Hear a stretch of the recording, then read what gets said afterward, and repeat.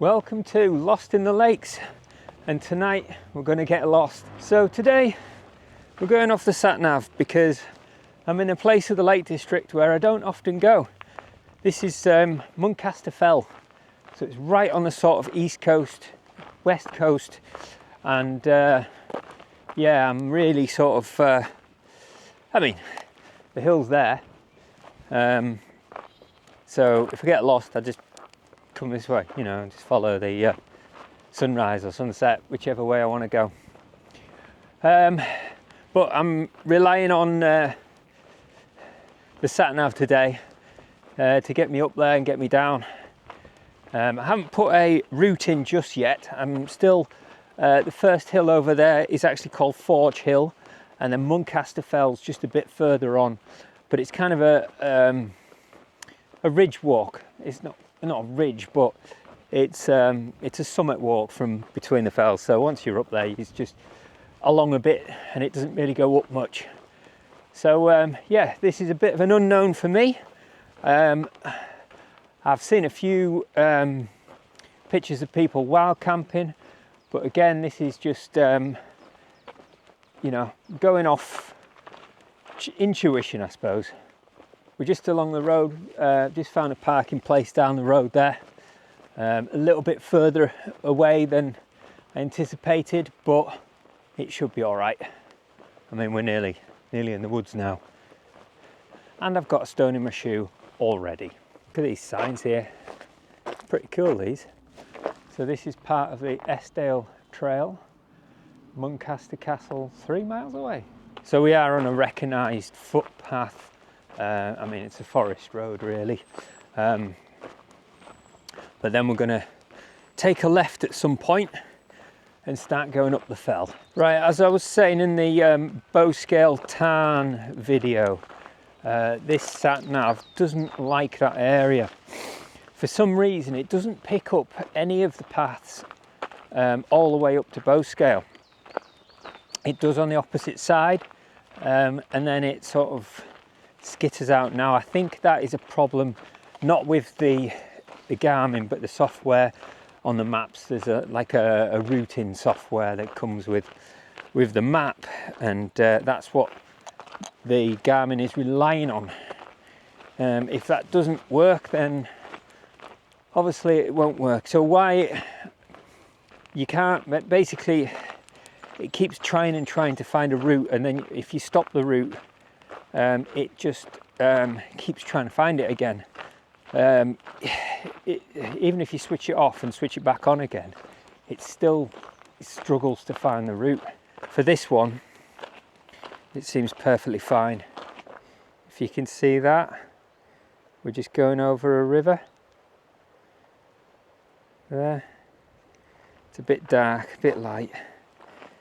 And then this is a little bridge, quite a nice little thing. These little, I believe these would be passing points of when it was a road, and you could stand back or just look over the edge, look at the river. I think this gets quite a big river in winter. Oh yeah, this is the River Esk, so yeah, this is a substantial river when it's wet. At the moment it's quite small.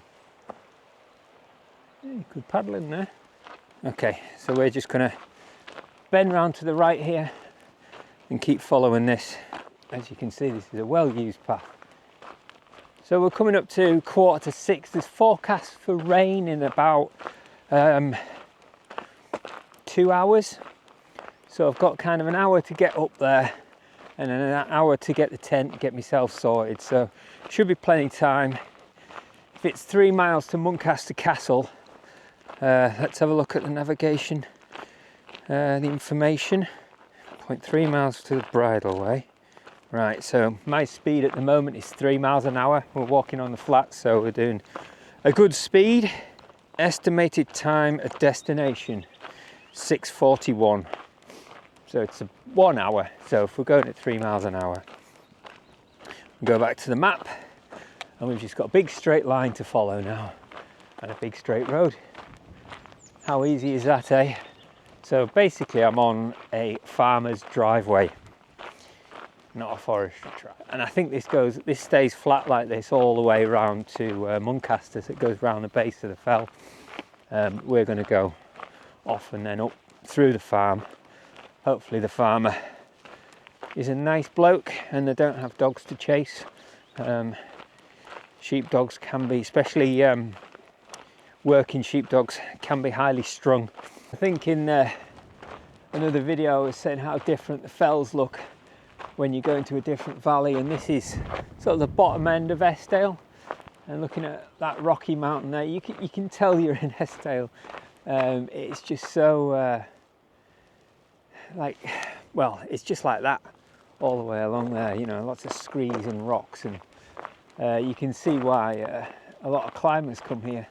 And it looks like there's a slab just, hang on a minute,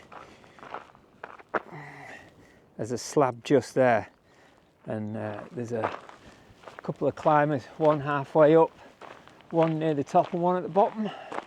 Okay, so this is the farmhouse and the farm where we're gonna make a left and go up the side of the farm, so basically through the farm. It looks like we go not through this turning here, but the next one. The Garmin's just beeped, and we're going off to the left here. Like I say, it looks like we're going through a farmer's area, but this is apparently a bridleway. There's only one thing that this doesn't show, and it's open access land, and if it does, maybe, no, I don't think, I think this different colour here and the green, that's sort of wooded area, and this is mossy.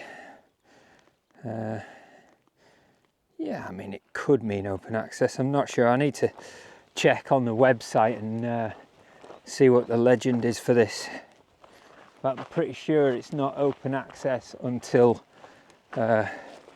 well, yeah, actually, but I can't see this point here being open access. I'll need to check it on an OS map and see.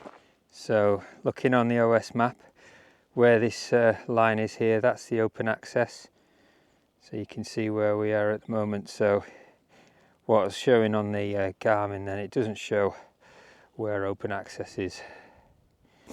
So always double check when you're wild camping that you're above this line here, and then it means you're on open access land.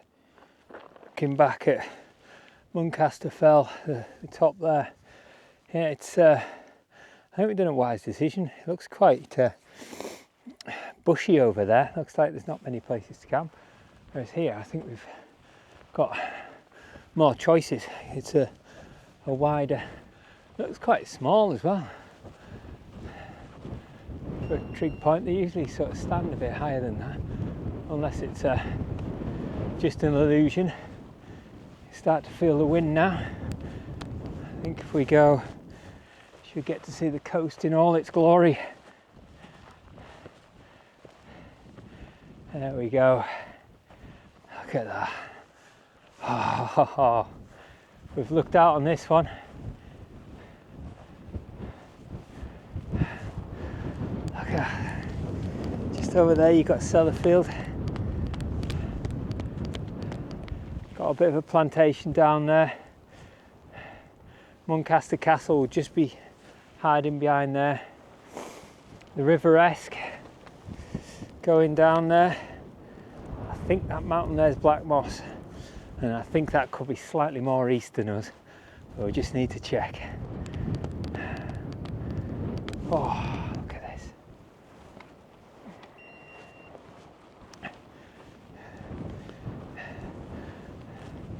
There's the trig point. What's this one? S5763. And there's your classic trig. This one's actually quite well preserved.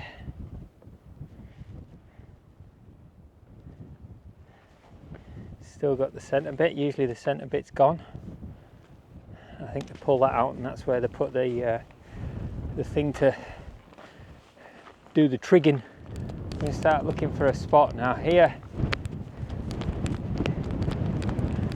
On camera it probably looks level, but all this is a bit off camber for my liking.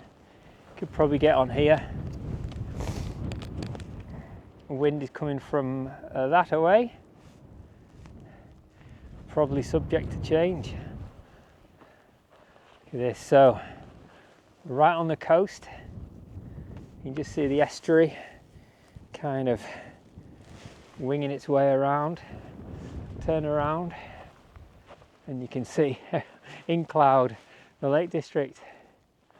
So I'm going to have a look over on that point over there and see what it's like, see if there's any flap. We've still got plenty of time.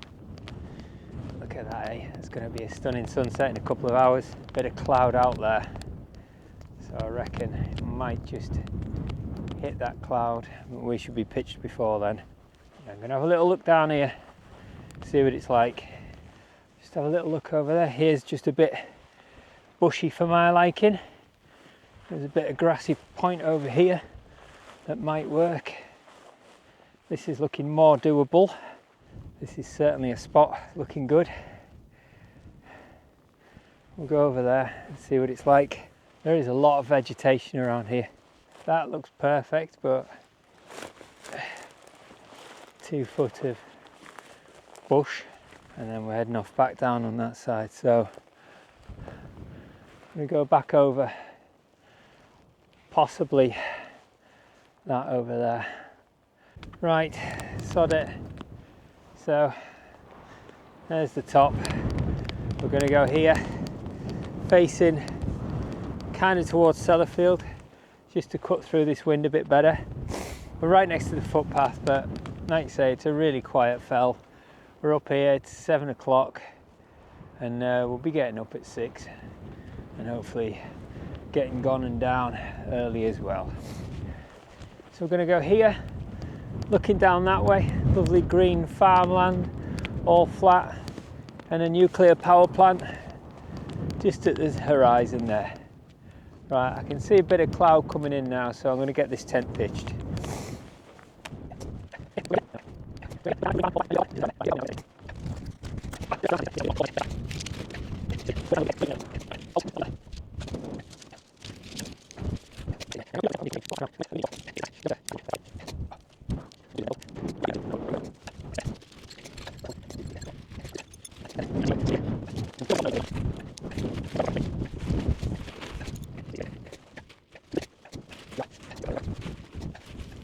Something like that. And that's the door. This one has moved considerably. One last tension. I'll check the tension anyway. Should be fine. These ones a little bit loose, but it should be okay. The top one's good, and then ones are good. Right, let's get in the tent and watch Sellafield go into darkness. Already we're getting a nice little sunset.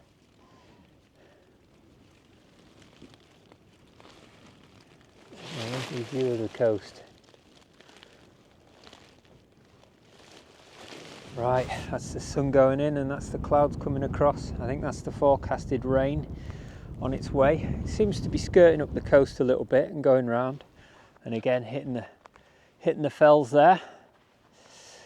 But hopefully we'll stay dry, but we'll soon see. We're the kind of first fell straight off the mountain really, so yeah. What I'll do now, I'll show you my setup. So I've got ever faithful Nescafe 3-in-1 thing. I'm going to be drinking that in my Sea to Summit, what do they call that, seal and go cup. And I've got my cook stove there, same one as I used last week. For breakfast I've got the Expedition breakfast. That'll keep me going quite a long time during the day. And we've got a new real termite. This is the new beef stew, beef grate or whatever it is. And we've got my water down here, water filtration thing, my life straw if I ever need it. Got my bag in the corner there. This is my Sea to Summit Spark sleeping bag with the Nemo. What's this one? This is the Nemo big boy, big fat one. Nice cover, nice pillow that is.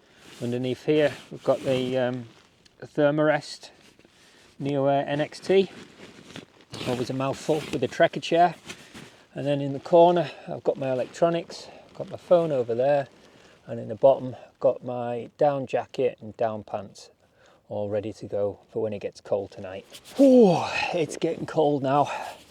Got a sort of reminder that it's still the beginning of spring, and it's been quite warm, so I'm gonna I've even got my down booties. I don't think I'll need them. I don't think it's going to get that cold.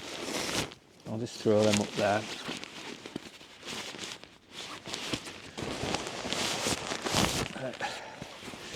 Got these have been the best buy, I think. These Nature Hike down pants. They take a bit to loft out if they're being compressed. And then if we compare it to this, which is my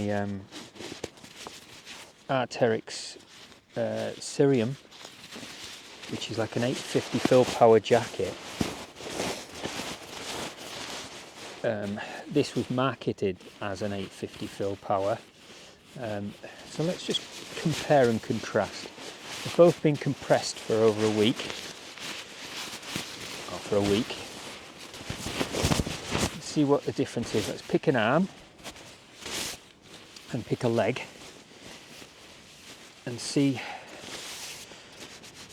what lofts. Now I can feel straight away that this is clumpier. Let's sort of get that lofting out, and it loses feathers a lot easier as well. This jacket, the material feels a lot stronger. This feels not lighter, but just flimsier. Just, I don't know. It feels more like sil nylon. It feels more slippier. So, but yeah, we'll wait for them to loft out a bit. We'll give them time, and then we'll see what the difference is in loft and quality. See what you are getting, what you pay for. Feeling this down of the Nature Hike pants. I mean, it's lofting, but it just feels empty. You know, it's whereas these, it just feels like the down on it's not as clumpy, and it's sort of sitting better. Now, it could be that, albeit this is 850 fill power, it's less of it. I don't know what the actual grammage is, you know, per. I don't know whether you do it per square centimetre or what. But I mean, it's still warm. It just doesn't seem to be as lofting as good as the Cerium. It just feels like you know, you're going to get more cold patches with these, but better than nothing. And for the Cerium pant version of these, the Cerium Arc'teryx one is about £230. These were 60, and these have got me through deepest, darkest winter. Of course, the sleeping bag has helped a lot. And again, feeling that this is 850 fill power as well, I think. Just check. Fill down 850, yeah. So we're full 850'd up. We've got Arc'teryx 850, Super Summit 850, and Nature Hikes 850 fill power. Yeah, this is like ballooning up now, whereas this is still kind of floppy. Anyway, I'm going to get them on. I'm cold.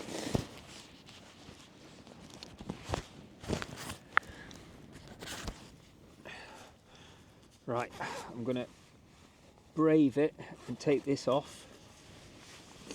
This is going to go in the sleeping bag with me.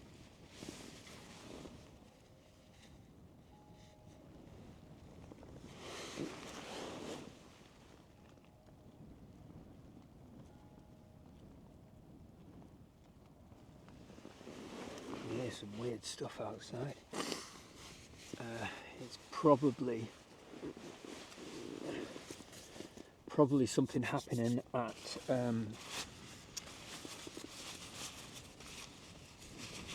Muncaster Castle. It sounds like some music on or something.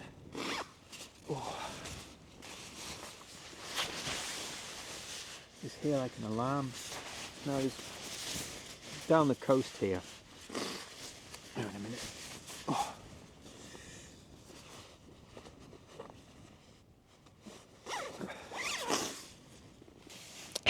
There we go, fully downed up now. That's with the these pants here. They do lose the down a lot more. Not tons, but they do lose the down. So you can see the sort of quality in the stitching and stuff compared to the my jacket. But still, better than nothing, eh? Yeah, so I just heard some what I thought was music or funny noises. But there's all sorts going on this coast here. You've got Sellafield, which is just behind the camera. You've got Muncaster Castle. Just see this cloud here. That's kind of showing where Sellafield is. And you can see some lights on now. But at night that'll light up quite considerably. It's like a small town. A little bit now. You can see it's pushing on this side here. Not ideal, but it's fine. Right, let's get some gas pushed through here so we can get this on. Whoa. So tonight we've got this new Bifgrit Medris. So it's hang on a minute, let me just adjust this. It's looking a bit tippy.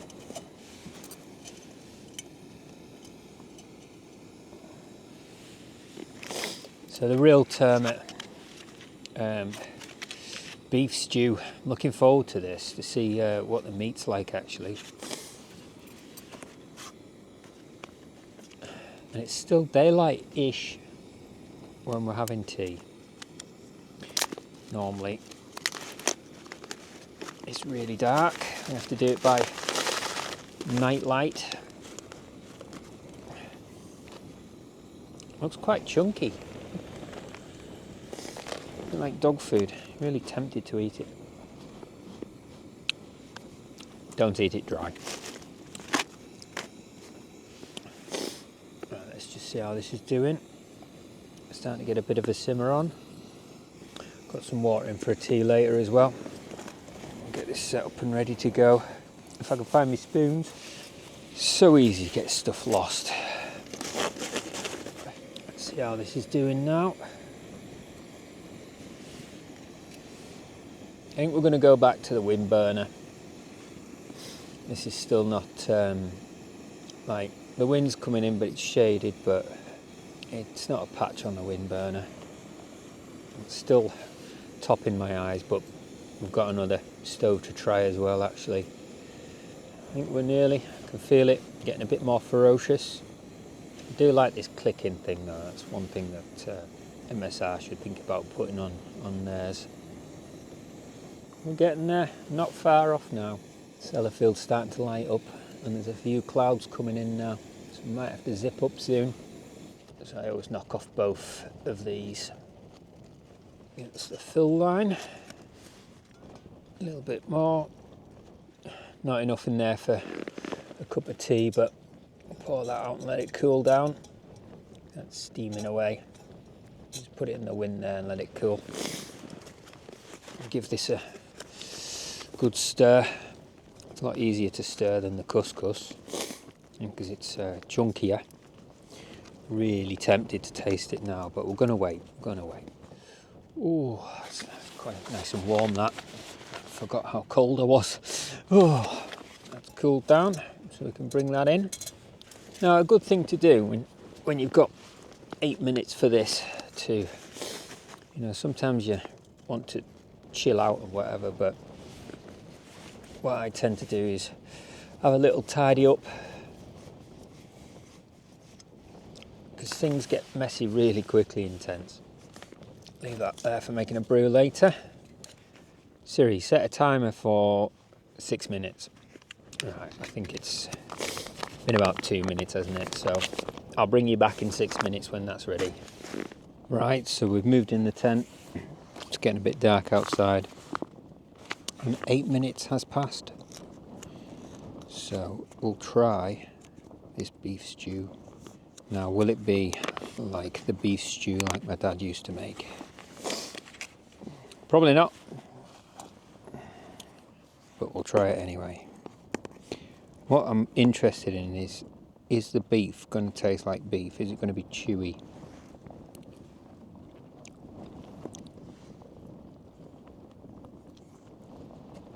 You know what? It is chewy.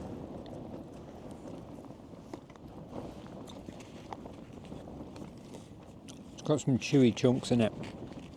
It is actually quite nice.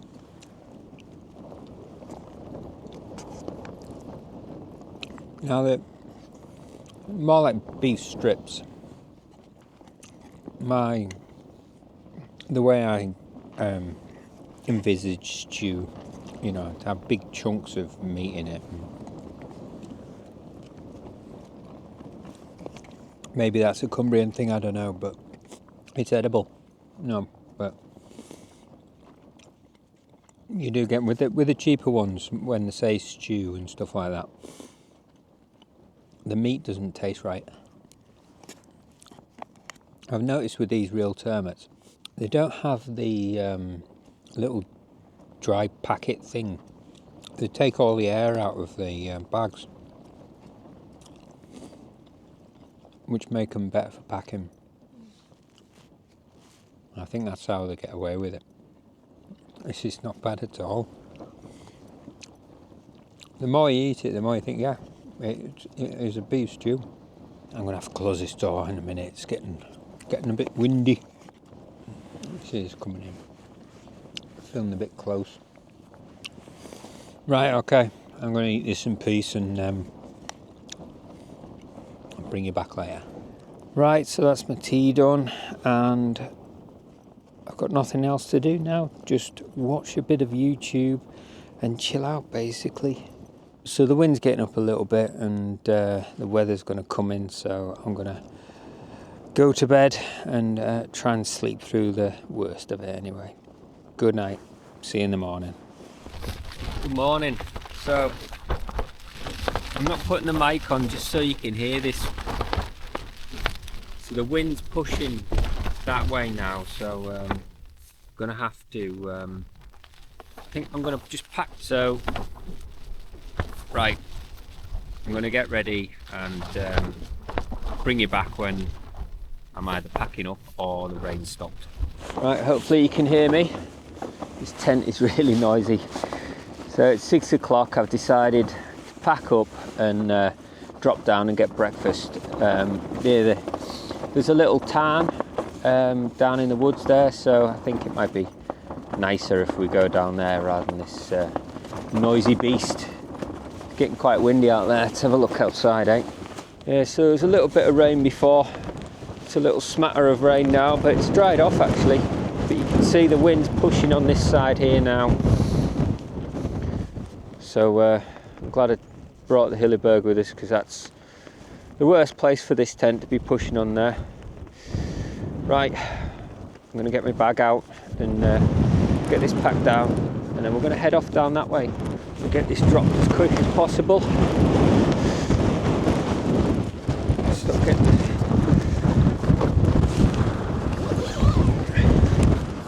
This thing gets annoying, flappy like that.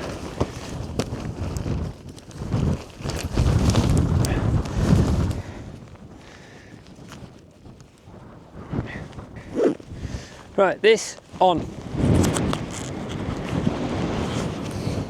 Oh. Right, there we go. That's where we were. On a slope, kind of push it. I wish I'd gone a bit further that way, but hey ho. Anyway, leave no trace, say goodbye to the trig, and off we go down this way. I was in two minds whether to bring all my winter kit. We've been sort of falsely led into thinking that the weather's turned nice, and I mean, my hands are just red, really cold. I've got gloves, I just didn't put them on, and they're still in my bag, thinking that it'll be all right. Yeah, it's so cold. It's more of a wind chill really than anything. So I'm just following this track down, and I believe the tarn's just in these woods here. Let's have a look, see where we're at. Yeah, so we're just going to follow this path, and this should take us to the tarn. Okay, just looking at this now, you can see where we're coming out of the woods, coming into the woods here, and then we meet up with the Muncaster tarn. Looks like it's got an island on it as well. And this is where we are, going into the woods here. And this is the tracks that have obviously been made recently. Okay, I've just had a quick look at the forecast, and it's scheduled to rain for the next hour. So I don't think we're going to bother having breakfast by the tarn, but we'll go down and have a look anyway. And just see bits of the tarn here. Doesn't seem to be a footpath down. Here we go. Oh, it's a shame it started raining. It's quite a nice little place. It almost looks like a pond. Last night I could hear noises, forgetting that there's a tarn here, and it must have just been the ducks and everything. But yeah, a little wander around here. I don't want to go too far because this takes me off my track. I'm going down the other way. But yeah, it's a shame. This would have been a nice little place to have breakfast, but with it being raining, everything's wet. See this bit here, it sort of leads me to think that this is a man-made pond. It's Muncaster tarn, and maybe it was done by the Muncasters, Louders, I think, whatever they were called. Whoever owned Muncaster Castle at the time. Right, I'm going to carry on back up there and then back onto the path again. So just put in where we're going, and time of arrival 8 o'clock, so an hour and a quarter it says we've got. It says 2.9 miles, but that's the next thing. So if we look at the trip computer, we've got estimated time to next distance. Yeah, I don't have the distance to when we finish, but it's not far off 3 miles. Quite nice footpaths as well. That's what I do like about this. I just noticed this little square here, and Muncaster Tower. So what I'll do, and it's telling me I need to go all the way up and round. Let's hope I don't. Hope I can just cut across. Now it could be that it's private, it's part of the castle estate, but we'll get close and see what happens, eh? Maybe that's why the navigation's failing, because you can't get through here, or there's no recognised path through here. Okay, you can see a wall. You just see a couple of buildings through there. That wall's definitely an old wall. By the looks of it, it looks like a private garden, and there's no recognised path through. But there we go. There's the tower. It's a shame we can't get there. I'm sure not many people see that actually. I bet that's really old, and I bet it's got some really good history. Okay, so there's a sign there that just says about being private, which is a shame. Anyway, Muncaster Tower is a monument by Henry V. It's a 3-storey octagonal tower with an octagonal spire, probably built in the 18th century. It says probably built in the 18th century. Said to mark a place where shepherds were found. Said to mark a place where shepherds found Henry the Sixth wandering the fells after the Battle of Towton in 1416. 400 years later they decided to build a tower. Sat-nav was right, it was taking us down there. Obviously it was a private road, so it wasn't braking again, it was just because you can't actually get to it. Certainly from this way, whether you can from the other way or whether you have to go through Muncaster Castle estate or something like that, I'm not sure. But we got close enough to look at it anyway. Caution sign here. Forestry groundwork in progress. That's off to the side there, so I think we're going to be all right. But there's this tree's just, whether it's been moved or not, but it's obviously come down recently. Very handily, right next to the path and not on the path. So again, I was just having a look on the map here. I wonder why these shapes here were available, and it's Eskdale Golf Course. So just wondering what this road was here, just off to the right, and that's obviously leading into the golf course, and the golf course is just on the other side of them trees. So I'm really glad I've got these, because you can get so much more information, and it's just really convenient as well for navigating. Yeah, you can use a map and everything, but you've got to get it out every time, whereas these are just, you know, you just clip it to your backpack, and when you need it, it just shouts up and tells you where you are. And if you just sort of stray off the path, they do beep. If you've got them in navigation mode, they do beep and tell you where to go. Right, we're coming down onto a road. We're right next to the golf course. This must be the clubhouse. I love this little humpback bridge there. This here looks like a holiday cottage. It's got the telltale key safe. Is the coffee shop open? Probably not. And we're back into the woods. I'll have a quick look on the old sat-nav, 2 miles. So we've walked a mile already.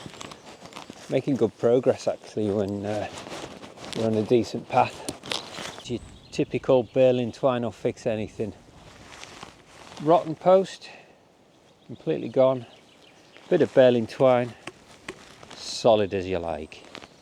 So just been looking at the OS map, and it's basically saying Muncaster Fell is the whole thing. So this one is saying Muncaster Fell, 761 feet. Hooker Crag, 758. So the OS map doesn't actually show Muncaster Fell, and it doesn't show the height. It just says Muncaster Fell is the whole lot. It misses out that little peak where I was going to go to, and just says Hooker Crag's like the summit. So is Talkie Toaster Maps better? Does actually only show 1 footpath as well. Basically not going up any of the other bits. So yeah, that's sort of 1 to Talkie Toaster, I think. The maps are more detailed. There's one thing I did miss out is Ross's camp. I need to have a look at that and see what I've missed. I think I did see some sort of wall or something, but what it is I don't know. I'll have to look into that. There's a town up there called Devokewater. Well, it's actually a lake, but I think quite a few people call it town because it is quite high up. I was going to go there, but I didn't think I'd have enough time to get there, and kind of glad I stayed a bit lower just because of the wind. and it's quite exposed up over there. There's sort of quite low-lying fells. I just see a weird, scary hut up in the distance there. Let's see what it is. Looks like a wood store or something, but it seems just a bit strange being by the side of the road here.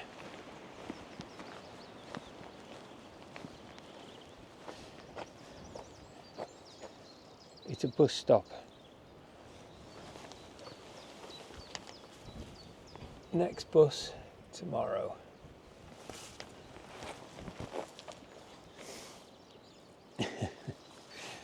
Fair enough. Someone's been having a play around. Put a bit of effort into that one. It's even got a little seat in there. Was tempted to maybe wait for the bus, but I think we'll carry on the walk, eh? So it just shows you know, you don't have to be on the tops of the fells to see interesting things. Coming down this way, exploring, having a look at an old tower, the old Muncaster tower, finding a random bus stop and a golf course. Didn't even know existed. Right, so that was quite a good camp, that. It was one that I didn't know. So it just shows you don't always need to know where you're going, just as long as you know where you end up, eh? This has been Lost in the Lakes, and we'll see you in the next one.